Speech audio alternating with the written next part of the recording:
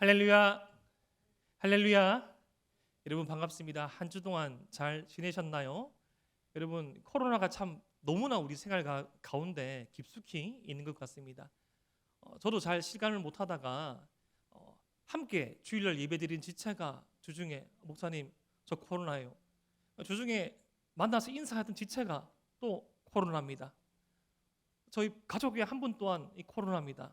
이렇게 저렇게 증세를 보이고 걸리고 우리 깊숙하게 들어와 있는 이 코로나를 보면서 때로는 염려되기도 하고 때로는 불안하기도 하고 때로는 참 나에게도 아니면 나에게 지나간 이 일들이 또다시 반복되지 않을지 고민하고 근심할 수 있지만 주님의 몸된 교회는 주님을 섬기는 참된 성도들은 하나님께서 항상 그의 날개를 품으시고 반석되시고 요새되시는 그 주님의 품 안에 있기에 어떠한 상황이 어떠한 일이 우리에게 주어지더라도 하나님께서 가장 선한 길로 인도하심을 믿고 우리가 함께 예배드리기를 소망합니다.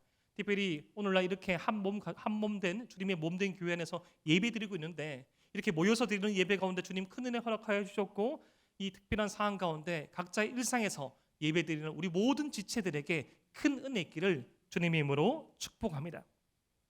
계속적으로 우리 에베소서 말씀을 살펴보고 있지요. 예배를 예배되게 참된 교회를 향한 그런 말씀의 시지를 살펴보고 있는데 우리 지난주에는 이 에베소서 말씀을 통해서 이 신약 성경에서 가장 긴 문장 예배를 향한 한 문장으로 기록된 말씀을 살펴보았습니다. 이 참된 교회는 삼위 하나님을 예배하는 교회다.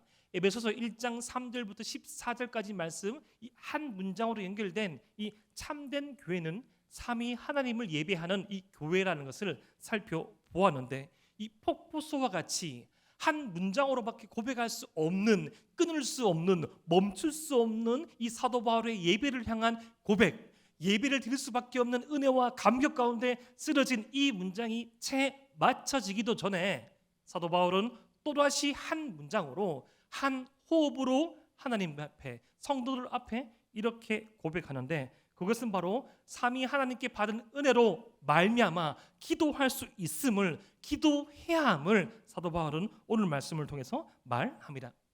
여러분 기도의 중요성은 우리 모두 다 잘 알고 있지요. 흔히 기도는 호흡이란 말 들어보셨습니까? 한번 따라해 볼까요? 기도는 호흡이다. 여러분들 이 주일학교 출신 이 성경학교 다녀보신 분들은 이런 종류의 설교, 이런 종류의 메시지를 들어봤을 수 있는데 제가 어렸을 때 한 초등학교 1학년인가 2학년쯤으로 기억나는데 제가 다니던 교회에서 이 여름 성경학교를 하기 전에 이 개회 예배 때 전도사님이 설교하시고 담당하시는 장로님께서 오셔가지고 한 말씀이 메시지가 기억나는데 그것이 바로 기도는 호흡이다라는 그런 메시지였습니다. 그 장로님께서 아주 동글동글하게 생기시고 아주 인상 좋으신 그 장로님께서 이 교회에서 참 기도 많이 하시기로 소문난 장로님인데 기도는 호흡이라는 말씀을 우리에게 어떻게 전달해 주셨냐고 하면 이렇게 하셨어요. 여러분 한번 숨을 한번 쉬어 보십시오. 한번 들이마셔 보세요. 내쉬어 보세요. 기도는 호흡인데 여러분 하루에 3번 호흡하는 사람이 있나요? 한 번 호흡하면 몇 분을 살 수 있나요? 초등학교 1학년 때쯤에 했던 저희는 한번 순진하게 숨을 다 들여마시고 뭐 시계가 없으니까 꾹꾹꾹꾹 하면서 얼굴이 벌개지면서 얼마 못 살아요 라고 했을 때 장로님께서 보세요. 기도는 호흡입니다. 기도는 우리의 숨을 내쉬고 들여마시는 호흡이기 때문에 우리의 삶 가운데 끊이지 않아야 된다는 그 말씀이 기도의 중요성이라기보다는 내가 참 이렇게 숨을 짧게 참을 수 있구나라는 그런 어린아이적인 충격으로 제가 다가와서 선명하게 남아져 있습니다. 그런데 기도는 호흡이죠. 이 기도가 호흡이란 말씀은 이 데살로니가 5장 17절 말씀이 이렇게 표현되고 있는데요. 쉬지 말고 기도하라라고 표현되어 있습니다. 여기서 이 쉬지 말고 기도하라는 것은 번역의 이 성경을 살펴보면 끊임없이 기도하라는 것입니다. 기도가 바로 숨을 내쉬는 것처럼 우리 영혼에 필요한 호흡이라는 것이죠. 계속 24시간 기도하라는 그런 의미가 아니라 끊이지 않게 생명과 호흡이 붙어 있듯이 그만큼 우리의 영혼의 생명을 위해서 중요한 것이 기도이기 때문에 그 기도를 지속적으로 반복적으로 의지적으로 하라는 표현이 바로 데살로니가전서 말씀 성경 전반에 관한 기도에 대한 이 주장 표현입니다. 그런데 기도는 어렵습니다. 기도가 쉽지 않죠. 여러분, 지금도 그렇지만 우리 대표 기도하라는 순서가 다가오면 여러분 마음이 이게 편안합니까? 불안해요. 불안합니다. 마음이 막 불안해가지고 뭐 숨이 막힙니다. 딴 건 다 할 수 있는데 대표 기도는 좀 빼주십시오. 라는 분을 저는 성인 집사님도 봤습니다. 뭐 다른 교회에서 사역을 할 때 이렇게 전사님들께서 이제 목사님이 교구에서 기도자를 세울 때 심지어는 중직임에도 불구하고 기도에 대한 부담감을 가지고 있어서 꼭 기도 때만 되시면 아프시고 꼭 기도 때가 되시면 목이 쉬시고 기도 때가 되면 배탈을 하신 분들도 종종 봤습니다. 왜죠? 기도가 힘들기 때문입니다. 근데 반대로 예를 들어서 우리 공동체 가운데 제가 지금 계획하고 있는 게 우리 4월 달에 에바다와 다윗 대청소를 했으면 좋겠습니다. 그러면 기쁜 마음에 대청소는 다 올 거 아닙니까? 그렇죠? 다 올 수 있는데 청소를 해라 하면 1시간 동안 할 수 있어요. 청소 다음에 치킨이 기다리고 있으니까 청소를 하려면 열심히 할 수 있습니다. 이것 다음에 후식이 있거든요. 근데 1시간 청소할 수 있고 2시간 청소할 수 있고 예를 들어서 밤새서 군대에서 삽질을 할 수 있습니다. 그런데 밤을 새워서 기도 못합니다. 1시간 아니 10분도 기도하기 힘든 것이 우리의 모습이죠. 우리가 기도가 얼마만큼 힘든가 하면 우리 힘으로는 기도할 수 없기 때문에 로마서 8장의 말씀을 살펴보면 성령님께 우리의 기도를 도와달라는 그 기도를 하라고 사도 바울이 우리에게 알려줍니다. 우리 힘만으로 쏟아낼 수 없고 우리 힘만으로 할 수 없는 것이 기도이지만 기도는 포기할 수 없는 교회의 특권입니다. 따라볼까요? 기도는 포기할 수 없는 교회의 특권입니다. 여러분들 혹시 그 부모님하고 같이 살지 않는 지체를 있을 수 있죠. 뭐 자취라든지 다른 지역에 지금 올라가 계신 분들 부모님께 자주 전화하십니까? 전화 잘 못하죠. 저는 대구에 다시 복귀해서 더 전화를 못 드리는 것 같아요. 다른 지역에서 더 자주 들었는데 참 이게 전화가 오셔도 빨리 끊으려고 하고 할 말이 없고 또 부모님은 조금씩 연로하실 때마다 같은 이야기 반복하시고 그게 특징입니다. 그거 잘못된 게 아니에요. 부모님의 은사가 있습니다. 같은 이야기를 끊임없이 처음처럼 반복하시는 거. 그것은 우리 부모님의 특권이죠. 그게 참 마음이 힘들 수도 있고 어려울 수도 있으니까 그게 참 인간적 연약함으로 더 통화를 이어나가지 못한다거나. 그런데 참 이 자녀의 전화는 항상 부모님들께서 기다리시죠. 근데 가끔씩 부담스러울 때가 있다고 저도 들었습니다. 어떤 성도님들 예를 들어서 이렇게 막 기러기 아빠로 지내시는 분들 막 전화 오시는 이 사모님의 전화가 부담스럽다고. 여보 생활비 다 썼어. 벌써 그렇게 되었어. 벌써 생활비 붙이는 날이야. 아니면 뭐 이렇게 타 지역에 있는 심지어는 뭐 이렇게 군에서 복무하고 있는 지체를 전화가 와서 전화가 왔다는 것은 곧 용돈이 떨어졌다는 계시구나. 필요할 때만 전화를 하더라도 우리 부모님은 다 받아주시죠. 그런데 필요에 의한 대화가 아니라 그냥 하는 거 있잖아요. 그냥 목소리 듣고 싶어서 전화하는 거. 관계가 편할수록 관계가 더욱더 깊을수록 더욱더 진중할수록 인격적일수록 필요가 생기지 않더라도 전화할 수 있어. 목소리 듣고 싶어서. 제일 좋은 게 그냥이죠. 그냥 한번 해봤어. 잘 출근해. 오늘 하루도 수고했어. 라고 말할 수 있는 그런 대화. 그런데 너무 관계가 좋고 깊어서 말을 하지 않더라도 편한 관계 말고요. 할 말이 없는 관계가 있죠. 아이고 잘 지냈었습니까?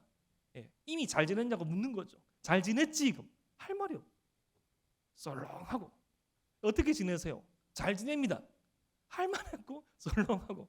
밥 먹었니? 밥 안 먹었어요. 할 말이 없고 끊어지는 대화들. 어쩌면 하나님과 우리 사이의 그런 대화, 호흡인 기도가 그러할 수 있다는 것이죠. 그런데 오늘 말씀을 통해서도 살펴보고 우리가 매번 예배 때마다 드리는 이 주기도문에서도 볼 수 있는 것이 무엇인가 하면 기도의 원리 가운데 관계성의 원리가 있다는 것이죠. 나의 필요만 말하는 기도가 아니라 나의 필요도 말할 수 있고 나의 아픔도 쏟아볼 수 있고 나의 어떤 원함이나 나의 어떤 바람도 말씀드릴 수 있지만 때로는 하나님의 음성을 듣는 기도, 때로는 주님 앞에서 나의 감정만 드러내는 기도, 때로는 침묵으로 있는 기도, 그 관계성 가운데 이 인격이신 하나님의 그 인격에 맞추어서 그의 약속, 그의 말씀, 그의 비전, 그의 원함에 따라서 나도 성장하고 성숙하고 변화하는 기도가 관계성 가운데 있다는 것을 우리는 발견할 수 있다는 것이죠. 오늘 본문은 예수님께서 우리에게 가르쳐 주신 주 기도만큼 중요한 기도입니다. 오늘 기도는 대표적인 기도의 모범으로서 우리 기도의 출발이 무엇으로부터 출발되고 우리 기도의 목적과 방향이 무엇으로 가는지를 우리에게 보여주는데, 오늘 사도 바울이 저와 여러분들이 알려주는 기도의 출발이 바로 감사라는 것을 찾아볼 수 있습니다. 따라해볼까요? 기도의 출발은 감사이다. 에베소서 1장 15절과 16절 말씀 보면 먼저 이렇게 사도 바울이 기도할 수 있는 이유에 대해서 에베소 교인들이 예수 그리스도 안에서 믿음과 성도들을 향한 사랑이 있기에 이것을 듣고 감사함을 그치지 않겠다고 기도한다고 말합니다. 참 여러분들에게 좋은 소식이 있네요. 참 여러분들에게 기쁜 소식이 있네요. 참 이러한 부분들이 감사합니다라고 먼저 기도의 문을 열고 있습니다. 저는 처음에 주일학교 때 기도할 때 감사의 기도를 순서를 먼저 배워가지고 저도 공교롭게 또 아들에게 기도를 가르쳐 줄 때 감사합니다는 말을 먼저 하게 했습니다. 그래서 지금 여러분 코로나 기간도 지금은 QR코드를 찍지 않지만 이 QR코드를 찍고 예를 들어서 본 교회 교인이 아니고서 새 가족을 받지 아니하는 때가 있었죠. 제가 이 대동교회 부임하기 전에 먼저 조금 더 일찍 사역을 쉬게 되어서 3개월 정도 제가 어느 교회도 소식도지 아니하는 상태로 평신도로 있던 적이 있었는데, 그때 은사 교수님의 교회에 가기 전에 한두 주 정도를 저희 집에서 가정 예배를 드린 적이 있었습니다.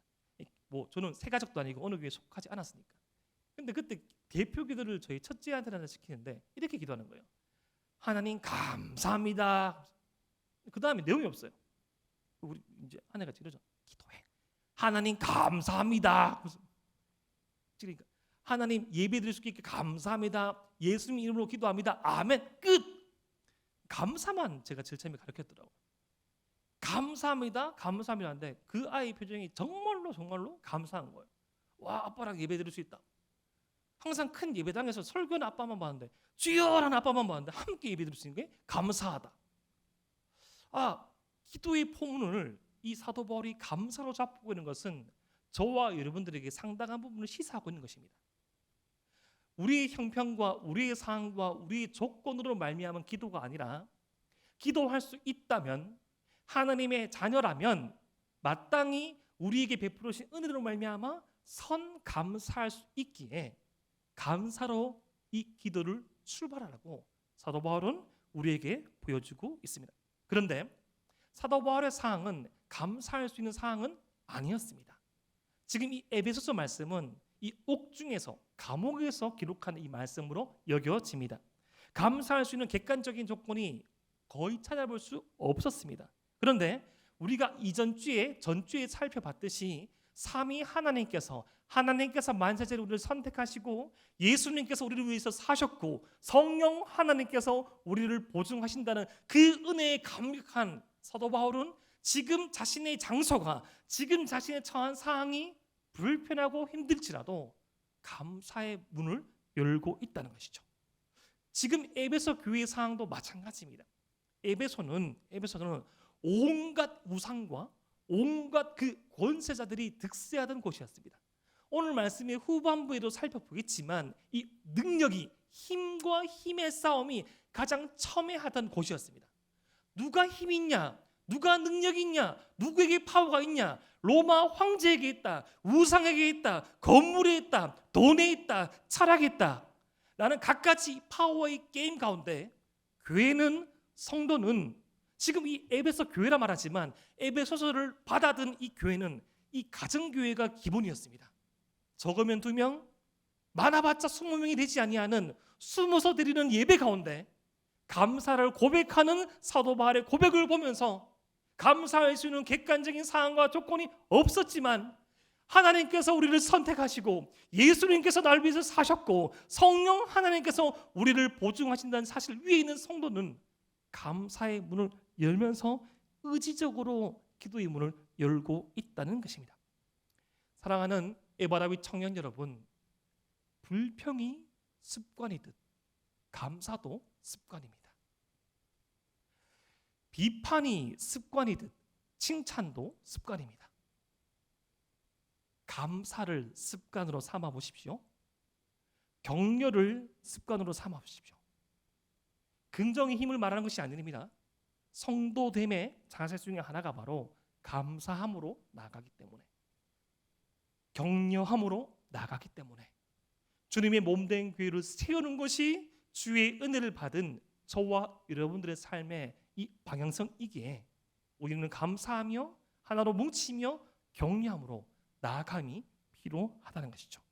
그런데 이러한 감사를 출발점으로 한 기도가 쭉 이어질 때 이 지속성이라는 특징 또한 드러나게 됩니다. 때로는 의지를 다하여서, 때로는 기도할 수 있는 형편을 지나도 이 감사로 출발한 기도를 계속 하다 보면 근력이 생겨요. 지속할 수 있는 힘이 생기게 됩니다. 그런데 그 기도의 제목이 온전하고 막보의 그런 문제가 아니라, 우선은 감사로 출발하고 하나님의 은혜의 그 기초 위에, 때로는 그 부분이 많을 때도 있고 좁아질 때도 있지만, 하나님의 은혜의 기초 위에 있는 감사로 출발하는 기도는 지속력이, 힘이 있다는 것이죠. 저는 이 7살 때 처음 성경을 읽고, 이 부모님께서 성경을 읽고 난 다음에 저와 형에게 이러한 기도 제목을 하라고 했습니다. 특별히 저에게 이 솔로몬과 같은 지혜를 달라고 기도를 하라고 했었어요. 아마 그때 이 솔로몬 같은 지혜를 지식의 범위에 한정하여서 그렇게 말씀하신 것 같은데, 그러면 공부를 더 잘하게 될 것이라고. 근데 솔로몬과 같은 지혜를 달라고 계속 기도를 하면서, 그 기도를 7살부터 제가 이제 대학 수능을 치고 이 결과가 나오고 등록을 못할 때까지 계속 기도했거든요. 약 한 12년, 13년을 계속 기도했습니다. 밥상머리에서 계속 기도했어요. 솔로몬 같은 지혜를 달라고. 솔로몬 같은 지혜를 달라고. 근데 제가 성경을 좀 이렇게 계속 읽다 보니까 솔로몬이 그렇게 많이 선한 사람은 아니더라고요. 알면 더 알수록 솔로몬에 대한 표현들이 때로는 성경에서 부정적인 것도 발견했습니다. 솔로몬의 모든 영광으로 입은 것이 저 한낱 꽃보다 못하다고 주님께서 말씀하셨고, 또 구약 성경에서 보니까 솔로몬을 기점으로 이 남북 이스라엘이 갈라지게 되고 좀 쇠퇴하게 되는 그런 기점 가운데 솔로몬이 있더라고요. 아무튼 지식은 온전하지 못하였지만 이 솔로몬 같은 지혜를 달라고 계속 기도하면서 하나님에 대해서 더 알아가기를 제가 기도했습니다. 끊이지 않고. 그런데 그 기도가 쭉 흘러면서 이런저런 많은 일들이 있었고, 이런저런 많은 어려움과 멈춤과 뒤돌아설 수 있는 시간도 있었지만, 그 감사로 출발하며 끊임없이 기도하는 그 온전한 기도는 아니었지만, 온전한 완전한 이해로부터 출발하고 그 목적지를 설정한 기도는 아니었지만, 그렇게 기도를 출발하고 솔로몬과 같은 지혜를 달라고 기도하고 난 다음에, 그 다음에 나의 감정을 이야기하고 나의 처지를 이야기하고, 때로는 엉엉 울면서, 때로는 나의 기도를 멈추고 주님의 심정을 생각하며 듣는 기도까지 나아가다 보니까 점점 기도의 힘이 생기더라고요. 기도의 능이 생기더라고요. 기도의 맛을 보게 되었더라고요. 그 기도가 없었더라면 아찔합니다. 사랑하는 에바라비 청년 여러분, 우리가 의지적으로 감사함으로 기도를 출발하며 기도의 근력을 붙여가며 지속성을 유지할 때 하나님에 대해서 더 많이, 더 깊게, 더 넓게 알아가게 됩니다. 여러분, 기도는 현실입니다. 기도는 관념이 아닙니다. 기도는 실제이며, 기도를 하는 것과 기도를 하지 않는 것은 하늘과 땅 차이입니다.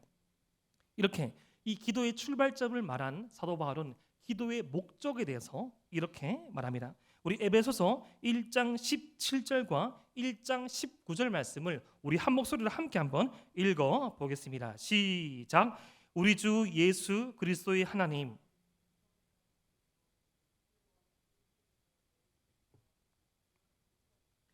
그의 힘의 위력으로 역사하심을 따라 믿는 우리에게 베푸신 능력의 지극히 크심이 어떠한 것임을 너희로 알게 하시기를 구하노라. 17절과 19절 후반부에 알게 하시고를 제가 빨간색으로 하이라이팅했죠.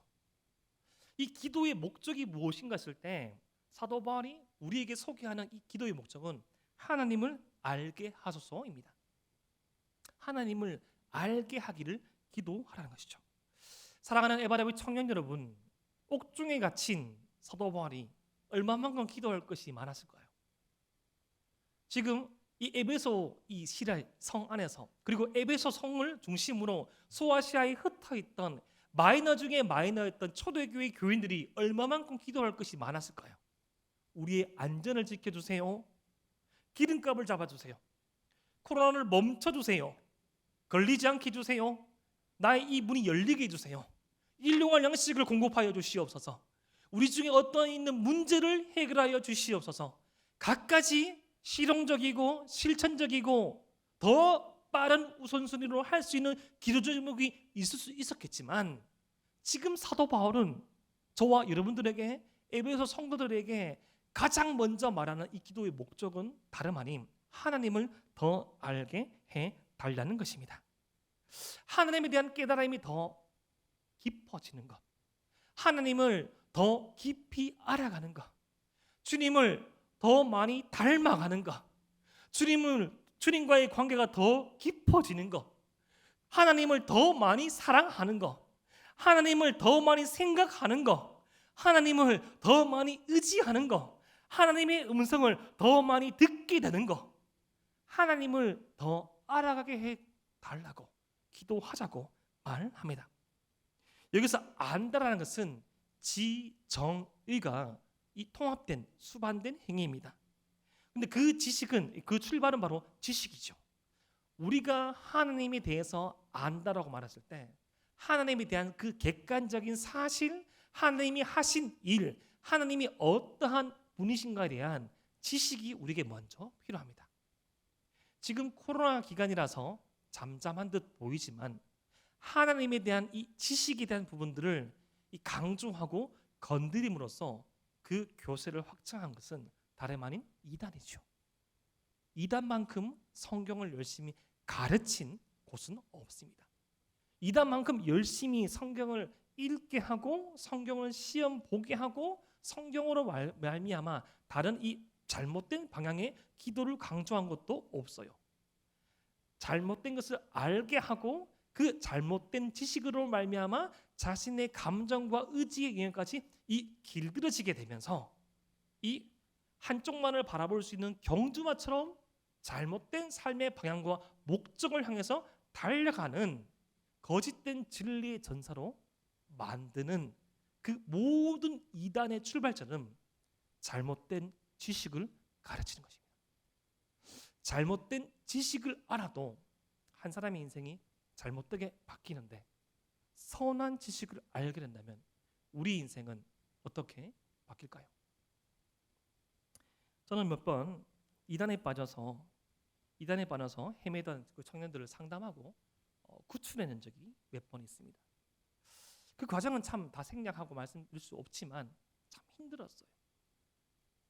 자신이 이단인 것이 발각되어졌을 때 그 변모하던 그 눈빛, 저를 저주하고 저에게 5만 가지 욕을 하면서 저와 함께한 통역자 보고 거짓된 진리에서, 거짓된 교회에서 빠져나와서 자신의 그 교회 이단으로 오라는 그 당당했던 모습들.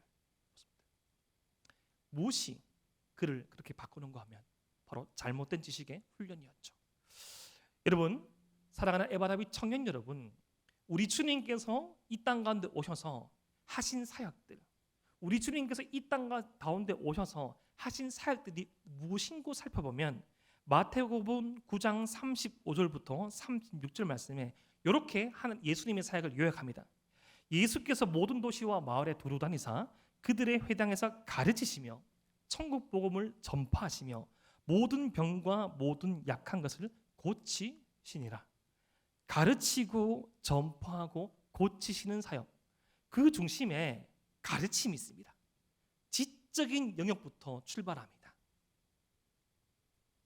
나의 감정으로 살아가는 신앙생활이 아니라, 들은 말씀으로 살아가는 신앙생활이 아니라, 들은 말씀으로 기반을 하지만 내가 읽어내고 내가 살아내고 내가 연구하고 묵상해낸 말씀, 그리고 나의 삶의 영역을 벗어나서 다른 사람의 선한 영향에까지 이끌어지는 그 보이는 말씀, 말씀이 육신이 되어 우리 가운데 거하심에 그 영광이 충만했던 그 주의 삶을 따라가는 그 지정의가 통합된 그 모습이 우리에게 필요한 것이죠.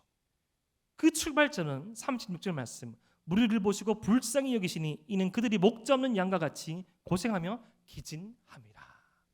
우리를 향한 그 불일 듯 타오르는 사랑하는 마음에서 주께서 사역하신 것이죠.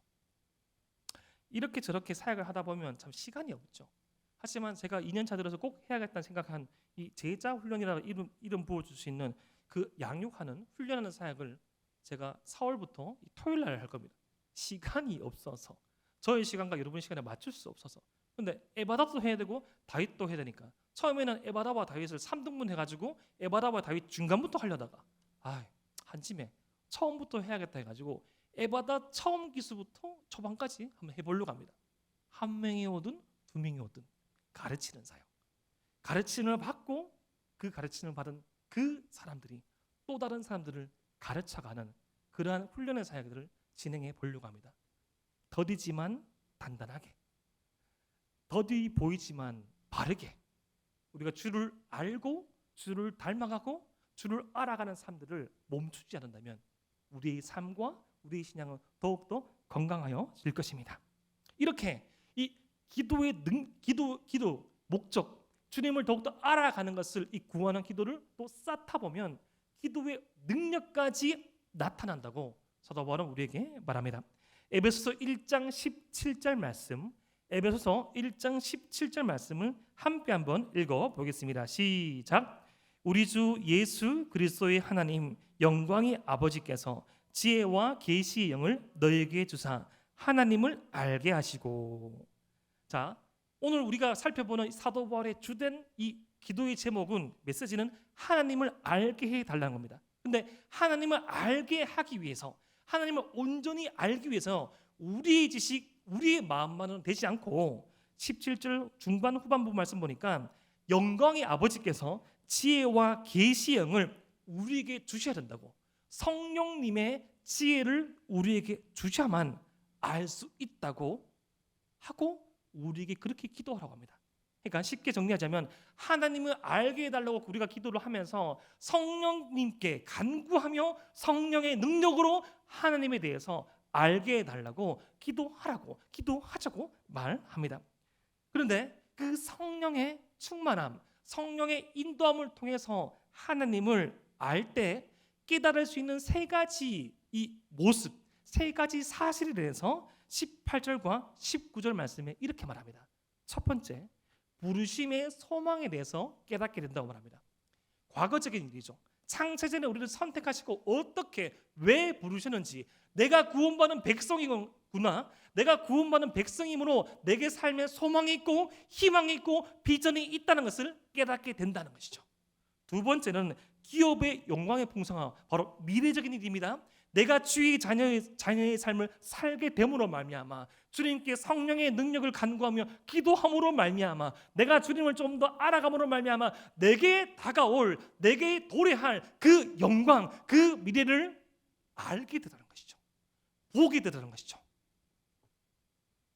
VR처럼이 아니라 지금은 나의 삶의 현실이 각박하고 지금 나에게 주어지고 손에 쥐고 있는 것이 없을지라도 점점 더 다가오고 점점 더 이루어가고 내게 없는 그 소망이 주께 있으며 그 주께 있는 소망을 바라보고 한 걸음 한 걸음 나아갈 때 더 선명해지고 더 뚜렷해지고 더 명확해지는 그 기업의 영광의 풍성함이 성령님께 간구하며 하나님을 더 알아가기를 기도할 때 주어지더라는 것입니다.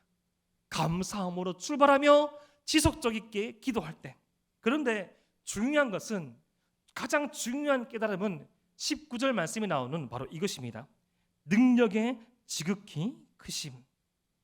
능력의 지극히 크심을 알고, 이것은 바로 현재 지금 살아가는 저와 여러분들에게 해당되고 저와 여러분들에게 임하는 은혜입니다. 여러분, 제가 에베소가 이 힘과 힘, 파워 대 파워의 게임이 이 많은 곳이라고 했죠. 누가 가장 힘이 센가? 황제가 제일 힘이 세다. 아데미 여신이 제일 힘이 세다. 제우스가 힘이 세다. 아니, 이 만물의 신이 힘이 세다. 아니, 철학의 힘이 세다. 사람의 사랑의 힘이 세다. 누가 가장 힘이 있고 능력이 있는 거에 대해서 말하고 있는 그 시점에 이 사도 바울이 고백하고 선포하는 것은 무엇인가 하니, 감사함으로 출발하여 더디지고 연약하고 부족한 기도이지만 지속적으로 할 때 하나님을 깨닫게 되고 그 성령의 능력으로 말미암아 조금씩 과거와 미래와 이 현재 가운데 임하신 주의 은혜를 알게 될 때 하나님의 능력을 깨닫게 되더라는 것이죠. 그것이 바로 19절 말씀에 이렇게 표현됩니다. 그의 힘의 위력으로 역사하심을 따라 우리에게 베푸신 능력. 그의 힘의 역사하심을 따라 우리에게 베푸신 능력. 힘, 위력, 역사하심, 능력. 성경에서 이 파워를 뜻하는 네 가지 표현이 총체적으로 동원됩니다. 힘은, 이 능력은 일반적인 파워를 의미합니다. 예를 들어서 운동 선수가 가지고 있는, 격투기 선수가 가지고 있는 놀라울 만한 그런 파워들, 딱 봐도 느껴지는 포스. 그런데 힘이란 것은 그것이 실제적으로 발휘되는 것을 의미합니다. 위력은 그 실제적인 능력과 힘으로 말미암아 이 형성되어지는 그 분위기, 지위, 모습을 의미하고요. 그 역사하심은 그 모든 것들이 총체적으로 합쳐져서 활동되어지고 바꾸는 실제를 의미합니다. 그러니까 지금 사도 바울은 감사할 수 없는 사항에 먼저 우리에게 베풀어 주신 은혜에 감사하며 지속력 있게 기도함으로 나갈 때 우리가 주님을 좀 더 알아가고 깨닫게 되는 성령의 능력으로 말미암아 주님의 주시는 능력을 체험하게 된다는 것이죠. 기독교 낙관론을 말하는 것이 아니라 이것을 깨달은 많은 초대교회 교인들이 그들의 목 앞같이 쫓아온 순교의 위협에서도 죽음의 위협에서도 주를 부인하지 아니하며 진리를 선택할 수 있었던 것이죠. 맹고하면 그의 목숨을 좌지우지하는 것은 순간적인 일이지만 영혼을 우리에게 허락하신 그 주님의 은혜가 실제적으로 현재적으로 힘과 위력과 능력과 파워로 느껴지기 때문이죠. 저와 여러분들이 이런 능력과 힘과 위력과 역사하심을 간구하며 기도할 수 있다는 것입니다. 아니, 기도할 때 능력과 힘과 위력과 역사하심을 체험할 수 있다는 것이죠. 때로는 인생이 너무나 고독하고 외로우면 그 누구도 나의 마음을 위로할 수 없는 순간에 섰을 때 주님 앞에 신음으로 출발하는 나의 기도이지만 주님께 그 참된 위로를 간구할 때 그에게 능력이 발휘되어지죠. 현재적으로 임합니다. 너무나 쓸쓸하고 고독하고 단절되어 버린 나의 이 관계성 가운데 다시금 이 관계를 회복시켜 달라고 기도할 때 답이 없는 것만 같은 이 현실 가운데 주님 앞에 답이 아닌 과정을 허락하시고 새로이 출발할 수 있는 용기를 달라고 기도할 때 현재적으로 우리에게 능력이 공급되는 것입니다. 누구에게? 기도하는 그 자에게. 우리의 기도는 이렇듯 현실이며 능력이 있습니다. 기도는 어렵죠. 기도 우리 합시다. 시간을 정해서 기도하고요. 마음을 다해서 기도하고요. 우선은 이 삶의 하루의 출발과 하루의 마무리를 기도로 한번 해봅시다. 우리 일상에 내 마음이 너무나 억울해질 때, 내 마음에 분이 차오를 때도 속으로 기도해 보십시다. 주님, 내 마음을 지켜주세요. 주님, 나의 눈물을 닦아 주시옵소서. 주님, 나와 함께하여 주시옵소서. 수많은 짜증과 비판과 욕들이 나의 입술을 맴돌 때에도 이게 안 보이나? 이게 문제인데 이게 안 보이나? 왜 그렇게 하나? 왜 그렇게 하나? 라는 마음이 우리 가운데 들 때마다 기도하며 묻고 다시금 정리합시다. 그러면 여러분 달라집니다. 새로운 삶이 형성되어집니다. 그것은 주님의 삶을 통해서 증명되었고 우리 믿음의 선배들의 삶 가운데 증명되어졌습니다. 십자가 죽음을 앞둔 겟세마네 동산에서 주님께서 기도하실 때도 주님도 십자가는 이해되지 않았습니다. 하지만 나의 뜻이 아니라 아버지의 뜻이라면 주님 이 잔을 받을 수 있는 그런 용기 달라고 기도하였지요. 에이, 기도가 힘이 있습니까? 기도해 봅시다. 현실을 너무 모르네요. 기도가 곧 현실입니다. 기도가 곧 능력이며 기도가 곧 우리의 힘입니다. 표현하며 말해야 됩니다. 표현해 봅시오. 주님 사랑합니다. 주님 기대합니다. 주님 용서해 주세요. 주님 저와 함께 해주세요. 대화를 하셔야 됩니다. 표현을 하셔야 됩니다.